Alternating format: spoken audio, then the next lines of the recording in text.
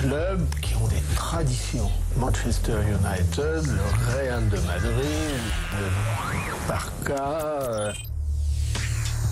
Verratti, pour 11 millions, encore une fois, c'est un joueur qui a beaucoup moins prouvé, je pense, que Belhanda, donc on est un peu dans l'excès là. Verratti n'arrive sûrement pas comme titulaire. Jusqu'à minuit, c'est l'after-foot. Je vous fais le pari qu'il sera rarement même dans les 18. Gilbert Brébois. Ah, les visionnaires du football. Mais ça, c'est un spécial Rennes, quoi. Spécial Rennes. Il y a 2 ex-présidents de Rennes, quand même, là-dedans. Ceci explique cela. Peut-être. Ah, bon, c'est vrai qu'on a retenu leurs meilleures déclarations, faut le reconnaître. Daniel Riolo est là, Jonathan Macardy est là, Florent Gautreau est là exceptionnellement ce soir. Messieurs, on accueille Moussa Mansali qui est là. Salut Moussa. Bonsoir. Bordelais, Moussa. Ouais, Bordelais. Ouais. Voilà, ça Donc tombe on bien. ne confondra pas. On parle de Bordeaux. Donc à ne pas confondre avec Moussa Mazou. Qui a aussi également été été Bordelais. Moussa Mazou. Moussa Mazou, la légende. On va parler foot et cinéma avec toi, puisque tu es acteur d'un film qui sort demain, qui a été tourné dans le monde du football. Il est sorti Non, il est sorti hier. Il sort, on est quel jour? On est jeudi. Ah oui, je crois qu'on était mardi, moi. C'est le film avec Franck Gastambide. Exactement, on va en parler dans quelques instants. T'es bordelais, donc tu participes au débat avec nous. D'autant que Loïc est là, on voulait conclure sur Gourvenec et Toulalan. Salut Loïc. Salut l'after. Salut tout le monde. Salut Loïc. Et en particulier à Flo, ça fait vraiment plaisir de te réentendre dans l'after. Salut Loïc, merci de souligner que mon retour d'ailleurs, il est demandé mensuellement maintenant. je te le signale. Mais gratos alors. Ah ça, tu sais, les discussions, et tu sais ce que c'est, les discussions d'agents, c'est particulier. Tu verras avec mon agent. Bon Loïc, tu voulais dire quoi à propos de Bordeaux, toi, sur tout ce qui s'est passé aujourd'hui et sur le marasme ambiant? Alors j'ai écouté vos avis. Je suis à certains moments d'accord et à d'autres moments extrêmement en désaccord. Alors en fait moi, si vous voulez, j'étais déjà passé dans l'after en avril dernier où j'avais parlé du manque d'exigence envers Gourvenec. Il y avait déjà Jonathan et Daniel ce soir-là. Et j'avais dit que voilà, avec Gourvenec, on laisse passer beaucoup trop de choses, on n'est pas assez exigeant, ainsi qu'avec Bordeaux en général. Donc ça, là-dessus, vous le dites aussi. Vous dites que l'institution, elle est pas bonne, il n'y a pas d'homme fort, etc., etc. Là, je suis d'accord. Mais pour moi, vous enlevez trop de fautes à Gourvenec. Je veux dire, Gourvenec, ses résultats sont catastrophiques depuis le début de l'année. On s'est éliminé à Vidéoton, on s'est éliminé à Granville. À Granville, on joue une D5, le mec qui joue avec 4 milieux défensifs. Et à la fin du match, il vient nous dire on a fait un match plein. Je veux dire, c'est quand même extraordinaire. Attends, Loïc, j'ajoute juste parce que pour le faire dans l'ordre chronologique, il faut préciser qu'il a eu le mercato exactement celui qu'il voulait. Et en plus, non mais c'est merveilleux. Le Rager et compagnie, c'est ses choix. C'est ses premiers choix même. Mais que penser de l'arrivée de Mendy? C'est incroyable. Bref. Donc, ce qu'il y a, c'est qu'on n'est pas assez dur avec lui. C'est-à-dire qu'on lui laisse passer beaucoup trop de choses. Le gars, c'est les mecs dans Matrix avec leur costard. Tu sais, il arrive en conférence de presse, il dit regardez la lumière, et puis il dit reset, et les journalistes ils oublient ce qu'ils viennent voir pendant 90 minutes. Mais c'est comme ça que ça marche. Et personne ne dit rien. Bon, d'accord. Non, mais Loïc, le problème, je l'ai dit avant-hier, c'est que tu as peut-être raison. Je suis pas en désaccord avec ce que tu dis, mais malgré tout. C'était le plus compétent de tout l'organigramme bordelais. D'accord, mais en fait, ça, je comprends pas quand tu as dit ça. Ah bon? Et à quel moment? Cite-moi dans l'organigramme quelqu'un de plus compétent que lui. C'est pas Taverneau, c'est pas Martin, c'est pas Ramé. Alors c'est qui? Ok, pour Martin, il est encore trop jeune. Ramé, je suis d'accord, on l'entend pas, c'est un problème. Mais c'est soi-disant le directeur sportif, c'est pas normal qu'il te communique pas. D'accord, et donc après? De Taverneau. À la limite, c'est un grand patron. Mais quel grand patron, puisqu'il nomme des mecs qui sont pas bons, voyons. Non mais un grand patron, ça nomme des mecs qui sont bons. Ça nomme pas, ça met pas un club dans un embarras pareil. Tu ne peux pas mélanger un capitaine d'industrie, un entrepreneur et un président. C'est lui qui décide de mettre. C'est très différent. Loïc, vas-y. Non mais je l'entends. C'est vrai qu'au niveau foot, il a pas fait toujours des choix très judicieux. Mais dans l'absolu. A priori, le plus compétent serait lui parce que c'est quand même le patron d'M6. Donc non. Mais on parle de foot, Loïc. Je suis d'accord. Après niveau. Bon, donc en gros, tu veux quoi là? Tu veux Michel Prudhomme? Alors il paraît qu'il demande, beaucoup d'argent. On parle de plus de 200 000 € de salaire. Et il veut 4 adjoints. Donc. Mais Michel Prudhomme, mais c'est impeccable. Le mec, il a jamais joué en France, jamais entraîné en France. Donc déjà, il part avec un point d'avance. Donc moi, ça me va. Non, attention, il a entraîné à Bruges. Et il y a un Bruges dans la banlieue de Bordeaux. Exactement. Ah oui, donc ça peut aider. Même Bruges. Non, bref, tout ce que je veux vous dire, c'est que moi, je suis ravi. Je suis très ravi. Pour tout vous dire, ce soir, j'ai dit à ma femme, on ouvre les apéricubes. On va fêter Prudhomme au resto, allez. Et non, surtout le départ de Gourvenec est mieux celui de Toulalan. Parce que là aussi, il faut le dire, Toulalan, c'était quand même un boulet. Le mec, non, mais c'est vrai. Il imitait l'angle, enfin, c'était vraiment un boulet sur le terrain. Le mec, c'était le capitaine. C'est quand même extraordinaire. Et à chaque but qu'on marquait, jamais il venait féliciter le buteur. Tu rigoles, il pouvait pas. Il fallait traverser le terrain. T'es dingue. Non, mais exactement. Puis même à la fin des matchs, on avait beau perdre contre Vidéoton, qui tu veux, il sortait des matchs, il était même pas déçu. Il était toujours blasé. Il est cramé depuis longtemps et pas que dans le corps. Donc c'est pour ça que c'est un peu plus vieux, mais oui. Que c'est un grand jour pour Bordeaux et c'est le plus beau jour depuis le 30 mai 2009 et notre dernier titre de champion, puisqu'on se sépare d'un incompétent qui est Gourvenec et d'un boulet qui est Toulalan. Donc moi je suis ravi. Donc que Sedan arrive, on va voir ce qu'il va faire. À la limite, il a gagné un peu partout. Donc moi, a priori, il part avec un. L'entraîneur, il a entraîné qu'en Belgique et en Arabie Saoudite. Il sait pas non plus. Il n'a pas entraîné des grands clubs. Pays-Bas, c'est un grand club à l'échelle de la Belgique. Il est pas champion, Pays-Bas. Twente. Il est champion. Exact. Twente. Donc c'était qu'en 2011. Ouais, je sais plus. Il joue contre Marseille en Coupe de. Ah bon, malgré tout, il y a sur le juste après le départ de Gourvenec, donc il faut un nouveau coach. On notera encore une fois, ça n'est pas forcément lié à Bordeaux, mais que on se retrouve une nouvelle fois avec des dirigeants qui immédiatement ont dit pas de français. Ça me ramène à mon discours de il n'y a pas de coach français. Donc immédiatement, c'était Taverneau, Martin, c'est pas de coach français, impossible. Ils ont parlé alors que des mecs comme Bope étaient prêts à revenir gratos. Non. Ils ont parlé avec Gourcuff, je te le dis. C'était pas de français en tout cas. Et qu'est-ce que je voulais dire d'autre ? Ah oui, et on prend donc dans l'embarras Prud'homme. Moi, je sais pas ce qu'il vaut, mais bon, c'est quand même un gars, on n'a pas énormément de références, quoi. Tu vois, on le connaît pas. Tiens, Moussa, voilà. Tu connais bien le club puisque tu es bordelais. Ouais. Tu as joué en jeune. Non, j'étais en Ligue d'Aquitaine, mais j'ai joué au Stade Bordelais. Je connais le coin, la situation du club. Ah bah dis-nous alors, comment est la situation du club ? Catastrophique, je sais très bien. Bah ouais. C'est catastrophique. Mais après, moi, ce que c'est. Pareil, Taverneau, je comprends pas. C'est peut-être un bon businessman, mais footballistiquement parlant, il s'y connaît pas du tout. Il s'y connaît pas du tout. Oui, parce qu'il aime le club, en tout cas. Ça, non, c'est pas une question d'aimer ou pas aimer le club. On peut aimer le club, être incompétent. Ah, tu sais, il y a plein de mecs au bistrot à Bordeaux, à côté du stade, ils adorent le club aussi. C'est pas sûr que c'est face à bon dirigeant. Peut-être pas l'argent de Taverneau pour le racheter. Oui, c'est sûr. Mais bon. Non, mais surtout, la question avec Taverneau et M6, c'est qu'est-ce qu'ils veulent faire avec le club ? En fait, c'est la stratégie. L'actionnaire, il doit donner une stratégie. Tu dois après placer un président qui doit gérer, un directeur sportif qui doit avoir le réseau, comme on le disait tout à l'heure. En fait, on ne sait pas ce qu'ils veulent faire. À un moment donné, ils se sont dit, on va dépenser, mais pas trop. Après, on va faire des économies. Après, mais si tu as envie de faire des économies, ne prends pas de club de foot. Enfin, si tu veux commencer par faire des économies, le problème, c'est qu'entre l'année dernière et cet été, ils ont changé totalement de cap. L'année dernière, à la même période, on parlait d'une vente du club, on disait des ils se sont retrouvés dans le foot à une époque où des industriels se sont lancés dans les. Je te parle sur le passé récent. L'année dernière, à la même époque, Bordeaux voulait vendre. Ils savent plus quoi en faire maintenant. Oui, ils savent plus quoi en faire. Et puis cet été, il y a le mercato. Gourvenec fait ils lui ont donné quand même pas mal de moyens cet été pour recruter. Gourvenec, le mercato qu'il voulait, il y a eu quand même des dépenses qui ont été faites. Et au final, tu sais pas vraiment où il va aller. Mais je reste persuadé. C'est toujours la cure de chaise entre la vente et investir. J'ai entendu ce qu'a dit un supporter bordelais sur Gourvenec. Ok, moi je reste persuadé que Gourvenec, dans un meilleur contexte, ferait mieux et que c'est pas un mauvais entraîneur. Mais surtout. Il est à souhaiter que Bordeaux ait un destin un peu soit à la niçoise, soit carrément avec des vrais investisseurs, parce qu'on l'a dit, avec le vin, etc. Il y a quelque chose à faire à Bordeaux, c'est sûr. Il y a un contexte qui est calme, justement, pour ne pas effrayer d'éventuels investisseurs. Donc, moi, je pense qu'il y a toujours quelque chose à faire, mais il faut que ça vienne du haut. Il faut que tu arrives à structurer le club avec des... Là, le problème, c'est que M6 a préempté le club à un moment donné. Ils n'ont pas voulu le développer comme il fallait, et ils sont maintenant en train d'essayer évidemment de le vendre. Ils n'y arrivent plus. T'es bloqué, t'es dans une situation d'impasse, donc c'est ça qui est terrible. Après, il y a quand même là-bas une histoire, un public, voilà, c'est terrible.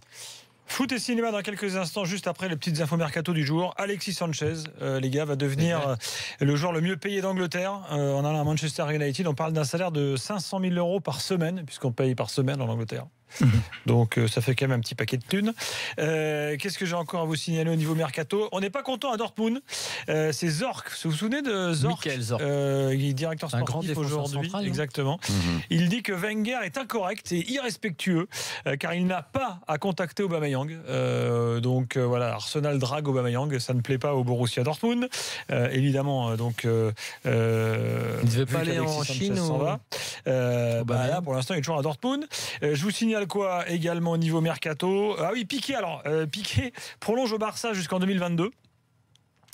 Et alors, vu que maintenant il y a eu l'histoire Neymar avec les clauses, ils ont foutu une clause à Piqué, 500 millions d'euros. Voilà. Donc bon, c'est voilà, c'est Keda. Non, mais, sauf qu'en fait, ça pose un problème légal parce que l'Union européenne, avec l'arrêt Bosman, est censée garantir la liberté de circulation des travailleurs. Je veux dire, avec une clause comme ça, où est la liberté de circulation? Qui va payer 500 millions pour Piqué? Donc il peut y avoir des arguties juridiques. Enfin bon, voilà. Donc c'est une clause finalement assez comique pour Piqué. C'est difficile de le piquer à Barcelone. Exactement. De façon un peu moins comment dirais-je, un peu moins dans la lumière, je signale que Rémi Walter, le Niçois, est prêté à 3 et que Bastian Schweinsteiger poursuit sa carrière. Vous savez qu'il est aux États-Unis, Schweinsteiger. Il est à Chicago, non? Ouais, il est bien. Il dit je reste. Il est au Fire. Est-ce qu'il joue au Fire? Il joue au Fire. Il joue au Fire. Ouais. Et il dit je continue encore un an. Voilà, j'aime bien cette ville et tout. Il est content. Donc voilà. Et puis au niveau mercato, Swansea fait le forcing pour récupérer André Ayew qui est actuellement à West Ham. Ça se passe pas bien du tout. On l'a un peu perdu de vue, André Ayew. Il a eu pas mal de problèmes perso, ses performances sont largement en baisse. Jonathan lui continue à suivre André Ayew quand même. Il a eu des problèmes perso qui ont débrayé la chronique. Jonathan le Marseillais. Mais c'est un joueur, je pense que c'est un des joueurs sur les 10 dernières années à Marseille que les Marseillais ont le plus aimé.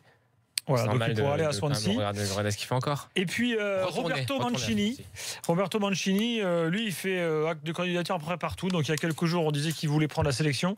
Et là, il se positionne pour entraîner le PSG. Là, ça fait longtemps que le PSG a envie. Alors il dit oui, j'aimerais entraîner le PSG. Pourquoi pas? Il y a un bon manager qui fait du bon travail, mais vous savez, en football, un seul jour peut tout changer. Ah oui. Non, mais ça fait des années qu'il tapine autour du PSG. Voilà. Bon, écoute, c'est Mancini qui se positionne. Et un Mancini à Tours. Il se positionne autour du PSG ou de Paris. C'est ça, en fait, la vraie question. L'Argentin qui était Bordeaux, qui a été prêté à Tours. S'appelle Daniel Mancini, qui est un très bon joueur, qui est un très bon technicien, mais que Bordeaux veut aguerrir en Ligue 2 et qui est chez nous. Qui nous a mis un de nos rares beaux buts de la saison, un magnifique coup franc, je le signale. Très bien. Mancini. Sinon, il te va bien ton maillot de Tours, je dois le dire. On l'a mis sur Twitter. Il est pas moche en plus. Voilà. Dans mon cœur. Allez, foot et cinéma tout de suite. Pourquoi? Parce que Moussa Mansali est avec nous. La surface de réparation, c'est le nom du film. Alors, on voit pas de scène de football. C'est pas coup de tête ou autre film de ce type-là. Il vaut mieux souvent. Il n'y a pas de doublure Lucien Denis et compagnie. Mais là, on parle surtout de l'entourage des clubs et d'un truc qui revient souvent dans les affaires récentes que l'on connaît, liées, je sais pas, je reprends ce qui s'est passé avec Aurier et autres il y a quelques mois de cela. On parle beaucoup de l'entourage des footeux. Moussa, est-ce que tu peux nous en dire un peu plus sur ce qu'on voit dans le film, sans tout dévoiler, bien sûr? Oui, ben enfin, ce film traite beaucoup on va dire, de l'état psychologique de personnages qui traînent autour du football. Justement, ce sentiment d'échec ou de vouloir appartenir à un club, mais de pas y être forcément. Ou à un monde qui ne nous accepte pas, mais dont on veut être. Exactement, et c'est un peu l'envers du décor, parce qu'on voit souvent justement les réussites footballistiques et toutes ces choses-là, mais on ne voit pas tous ces travailleurs de l'ombre, en fait, qui sont autour du club, qui aident le club ou qui font partie au moins du club, et les travers aussi des personnes qui peuvent traverser les clubs. Alors toi, tu as été footballeur en herbe, donc tu nous le disais tout à l'heure. Tu n'as pas été loin d'être pro. Ouais, j'étais en national, j'ai côtoyé tout ce milieu-là, en fait. Et donc tu es devenu acteur par ailleurs? Par ailleurs, ouais, entre autres. Ouais. Là, il ne s'agit pas d'un petit club dans le film, puisque ouvertement et clairement, on sait que c'est le FC Nantes. Peu importe à la limite que ce soit Nantes, ce que le film veut montrer, c'est qu'on va dire que c'est un club de l'élite, moyen, donc où il y a quand même de l'argent, et de quelle façon fonctionne le club, pourquoi on peut en être amené à prendre une ancienne star sur le retour, c'est le rôle que tu joues, le mec qui a été bourlingué, qui a pris un peu d'oseille à droite à gauche, et puis qui revient parce que ça va calmer les supporters dans une mauvaise période. Le président, c'est marrant le nom que tu as dans le film d'ailleurs. Azambert, c'est pas moi qui l'ai choisi, ouais. Voilà, et tu reviens, mais en fait on sait plus ou moins que t'es cramé, que tu feras plus jamais rien. Donc il y a effectivement, comme tu dis, une psychologie qui est très intéressante des personnages. C'est une sorte de Djibril Cissé, en fait. C'est comme si Djibril Cissé revenait à Auxerre. Ouais, moi j'ai pensé à toi un peu. Parce qu'en plus, il s'appelle Djibril. Il s'appelle Djibril Azambert. Azambert, ouais. D'ailleurs, ça colle pas le prénom avec le nom. C'est drôle. Non, et donc, c'est autour de toi, quoi. C'est ce footballeur un peu cramé qui revient en fin de parcours, qui au fond rêve. Le passage où tu dis, ouais, mais bon. Moi, si le club me file un poste, une sorte de reconversion, tiens, on voit bien ça, parce que ça, on l'a entendu 1000 fois, le mec qui est en fin de carrière sait plus quoi faire et vient essayer de taper un poste et tout, alors que bon, avant, il est allé se gaver logiquement, parce qu'il fallait qu'il mène sa carrière. Et l'autre, c'est le rôle, moi j'ai trouvé génial de Gaston Bide, qui est donc frustré. Frustré. Il a pas de poste, mais enfin c'est le mec qui fait tout et rien dans le club. C'est ça. En fait, dans le milieu du foot, il y a beaucoup de gens comme ça. Mais il y en a plein. Il y a énormément. Excusez-moi, mais l'affaire Valbuena, c'est une affaire de quoi? C'est une affaire de mec. C'est le mec. C'est une affaire de gratteur. Exactement. C'est comme ça qu'on le dit. Il lui vend une bagnole. Il te vend la scène des bagnoles. Elle est extraordinaire. Tu lui fais plaisir en achetant une voiture pourrie pour qu'il se touche une com. Non, elle est pas pourrie d'ailleurs. Enfin, les vieilles. Ouais, les vieilles. Mais en fait, le truc qui est intéressant dans ce film, c'est justement même le rôle de Franck, c'est que il incarne justement ce personnage qui a toujours voulu faire partie du club, mais qui n'a jamais vraiment fait partie du club. Et donc, du coup, il essaye par tous les moyens de s'attacher au club. Par exemple, quand il va surveiller les jeunes à la sortie de la boîte, quand il connaît tous les tuyaux, il a surtout, il connaît le foot, lui. Il connaît super bien le foot. Pas. J'ai pensé à plein de clubs de Ligue 1 où, en fait, il nomme des mecs qui sont nuls, et le gars qui connaît le foot, c'est le gars qui est un peu le bon à rien, bon à tout, qui traîne autour, qui dit mais faites jouer ce mec-là du centre de formation. Daniel à et sa Jonathan, place d'ailleurs, à sa place, parce qu'il dit mais l'autre il est cramé, le faites pas jouer, il est cramé. Daniel et Jonathan, vous l'avez vu? Est-ce que c'est un bon film sur le foot? Ouais, vraiment. Bah, ce qui est intéressant, en fait, c'est que ça montre. Parce qu'on en a vu des pourris sur le foot. Alors, quand il y en a des bons, il faut le dire. Non, mais tu pourrais Didier, compagnie. Mais non, mais ça n'a rien à voir. Mais je sais. En fait, ce qui est intéressant dans ce film, c'est que ça montre en fait le côté un petit peu déceptif et sordide de l'univers du football. C'est ça, exactement. On est dans une ère. Bon, il y a le côté tapin aussi, il faut dire.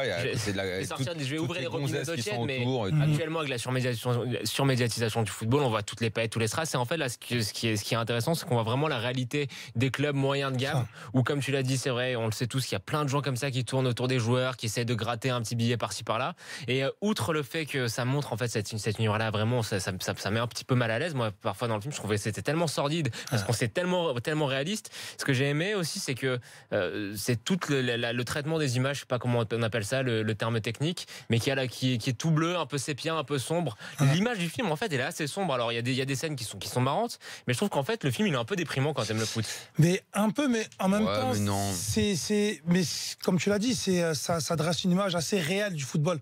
Parce que dans les autres films de foot, justement, je sais que le réalisateur, ça le bottait pas de filmer un match. Parce que tu as vu, quand tu filmes un match de foot, tu filmes des actions. Là, le cinéma, tu filmes des sentiments et des réactions. Donc, c'est pas la même chose.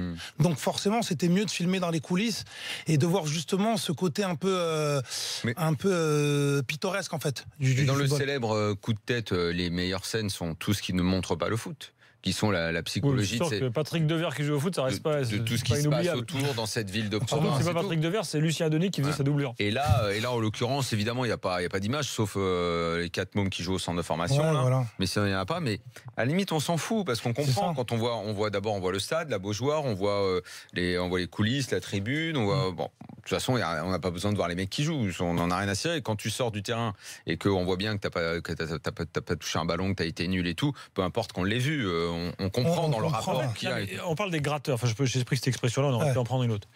Prenons effectivement quelques affaires récentes qui nous concernent. Je parlais de la sextape Valbuena. C'est ça l'histoire. C'est en gros des mecs qui sont venus se greffer, qui ont voulu gratter de la thune, qui ont fait chanter. Ouais, mais lui, en l'occurrence, c'est un bon gars. Alors, c'est ça qui va. Le rôle incarné, Gaston Bide, c'est un bon gars, c'est un mec qui est un amoureux du club, qui rame pour avoir un poste au club parce qu'il estime qu'il est légitime pour l'avoir. Mais le pote d'Aurier qui fait la connerie de mettre le périscope en ligne, c'est peut-être un bon gars. Non, c'est pas la même chose. Lui, c'est un rouage dans le film, c'est un rouage essentiel du club. Le club ne tient pas debout sans lui. Le président ne fait rien sans lui. Il lui donne des billets au black pour aller surveiller les mecs qui sont en boîte, pour voir avec quel genre de tapin il s'est fait, pourquoi il n'est pas performant, pour lui conseiller 2-3 mecs du centre de formation qui doit jouer, qui doit pas jouer. C'est un rouage essentiel. Sauf qu'on lui donne pas de place dans le club parce qu'il a pas fait de diplôme et parce qu'il lui dit un truc. Et ça, on l'a tout le temps noté, nous, dans les clubs de foot. Et tu comprends quand il dit mais moi je veux bien être directeur du centre de formation parce que les gamins je les connais tous, moi je sais leur parler et tout ça. Mais il fait ça c'est pour les anciens joueurs ça. Ça, c'est des postes pour les anciens joueurs. Et pour des mecs qui ont fait des études, ils ont leur diplôme et ce sont des anciens joueurs. Et ça, c'est un des grands mal de nos clubs, ça c'est le recyclage plutôt que de donner quand tu es confronté au système hiérarchique. Voilà, exactement. Bon, le président du club, c'est Hippolyte Girardot. C'est pas mal, un peu sur la fin, le président un peu usé, complet. Le personnage de la fille est pas mal aussi. Pas mal joué. Je trouve que ça reflète bien la réalité de certaines. Ça, c'est les michetonneuses du foot. Il y en a plein. Et il y en a plein. Il suffit de sortir à Paris dans les boîtes connues.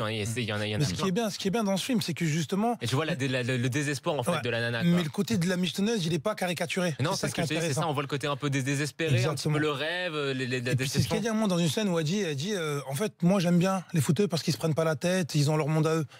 Donc elle a une manière à elle un peu, on va dire, philosophique, je pourrais employer le mot, d'aborder la question, tu vois. Elle le dit, elle dit en gros, elle dit je michetonne pour les footeux, mais sinon qu'est-ce que je faisais? J'avais rien, sinon il fallait que j'aille faire caissière chez Franprix. Florent, foot et ciné, ça peut marcher? Moi, je suis assez d'accord sur l'idée qu'il ne faut pas chercher à raconter des histoires de match, quoi. Ça, c'est sûr. C'est certain que c'était un peu l'écueil. C'est-à-dire que souvent, moi, j'ai vu un bon film qui date avec, je crois que c'était Jalil Lesper qui jouait un footeux, et là c'était plutôt sur la difficulté du gars qui n'arrive pas à sortir du centre de formation. Enfin, tu vois, c'est quand tu arrives à raconter des choses qui sont derrière le foot, quoi. Alors souvent d'ailleurs c'est lié à des considérations d'échec, quoi. Tu vois, c'est rarement parce qu'il y a soit un joueur qui n'y arrive pas, soit un jeune qui il y a tout ça aussi qu'il faut voir. Quelque part, lui il a été fouteux, le rôle de Gastambide au départ. Oui, il a été en fait, il y a aussi tous ces joueurs qui n'ont pas réussi. Il y en a pas mal. Alors donc t'en as beaucoup qui il y a toute une réalité et qui sont en national, dans des divisions inférieures. C'est aussi intéressant parce que c'est des gens qui essaient de vivre du foot mais à un petit niveau. Et puis tu en as d'autres qui essaient de se recycler dans les entourages des clubs. Donc c'est vrai que finalement, ce qui est terrible, c'est que aujourd'hui, si tu veux raconter le foot pro, si tu racontes pas ce qu'il y a dans ce film, en fait, tu comprends pas vraiment le foot pro. Parce que le foot pro, si tu le vends comme ça, c'est aussi l'entourage d'un club, surtout ça. C'est-à-dire que si tu vas de l'autre côté du miroir, on parlait de la gestion d'un vestiaire au Paris Saint-Germain. Mais la gestion d'un club, moi j'étais dirigeant dans un club à Tours, en fait tu te dis, t'es supporter, tu deviens dirigeant, tu dis les mecs ils doivent être tous à bloc pour le maillot, le truc. Tu vois qu'en fait putain, tu sors, puis un soir je sors en ville, puis je vois un mec sur un toit de bagnole en train de danser et tout machin, tu vois, c'était la veille d'un match. Je suis je reconnais un des joueurs, toi, du club. C'est pas possible, quoi, les mecs.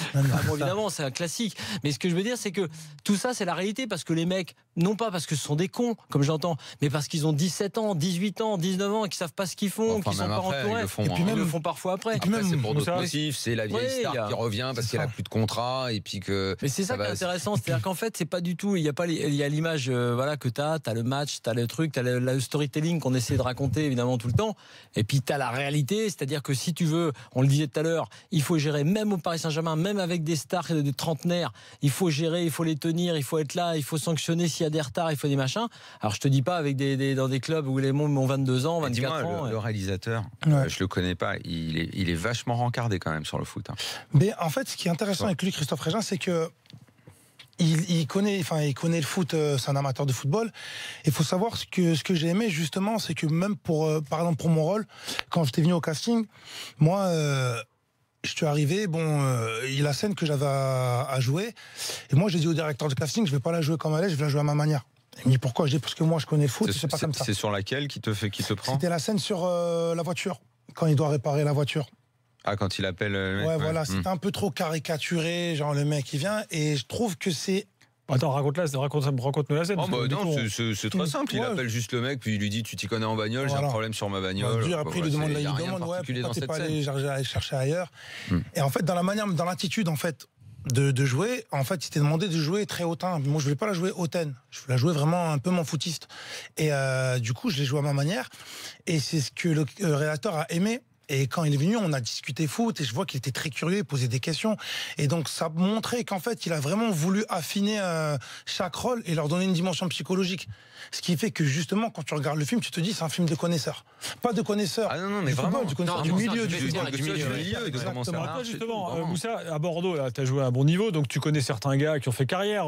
Et je sais pas, Valbuena, par exemple. Valbuena, je connais. J'ai dans Ligue Aquitaine avec lui. Je connais Chamac, Marouane. Je connais Mavouba, Elio Zanjami. Yamissi, qui joue à Valenciennes. Je connais pas mal, j'ai joué avec pas mal de monde. Donc, et t'as vécu ce genre d'aventure au contact de ces gars-là? Ben oui. T'as vu, quoi? Oui, moi j'ai vu, même j'ai vu avec quand ils ont réussi, tout un monde qui s'agglutine autour d'eux. Le pote du pote qui connaît le pote d'un tel, celui qui connaît les meilleurs plans. Et la difficulté de se séparer de ces mecs-là aussi? En fait, c'est compliqué parce que quand tu es footballeur professionnel, tu le vois. C'est-à-dire que moi, la chance que j'avais, c'est que même quand je jouais à haut niveau, je rentrais, j'étais chez moi ou j'étais au quartier. Eux, la plupart, ils sont en centre de formation.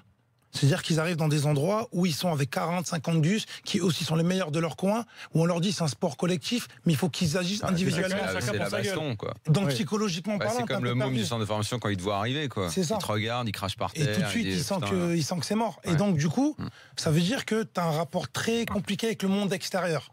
Ce qui fait que tu es obligé de te rattacher. Ta cellule familiale très tôt, de toute manière. Et donc tu te rattaches à ce qui ressemble à une famille. Exactement. Le pote qui va être tout le temps là, le mec qui va faire que t'appeler. Moi, je connais des joueurs de foot et bon, c'est violent. Je les vois, je les connais très bien. Ils sont en boîte de nuit ou avec des gens qui savent que ce sont des gratteurs. Mais ils sont ils le savent. Bien sûr qu'ils le savent. Mais ils disent. C'est normal. C'est dans mon monde, c'est comme ça. Je suis un footeux, je sais que ça fait un peu de buzz en plus avec l'explosion des réseaux sociaux. Donc il faut qu'il y ait tel gens avec moi, telle personne qu'il faut qu'ils se montrent. Et moi j'en profite parce que j'ai ma petite cour.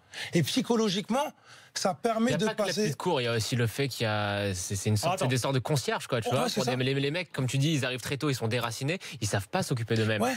Ils ont besoin justement dans le service du mec qui répare la bagnole, qui s'arrête à pas le bon accès par l'ordinateur ou le téléphone, qui change les disques durs. Dans quelques instants, on continue le débat. Et puis il y aura l'after story qui concerne Nantes, par hasard. Voilà, c'est pas dans le film, hein, l'histoire des gardiens blessés. On en parlera dans quelques instants. Et puis le quiz, un bon d'achat de 300 € à gagner ce soir dans le quiz de l'after. Inscrivez-vous au 32-16 tout de suite.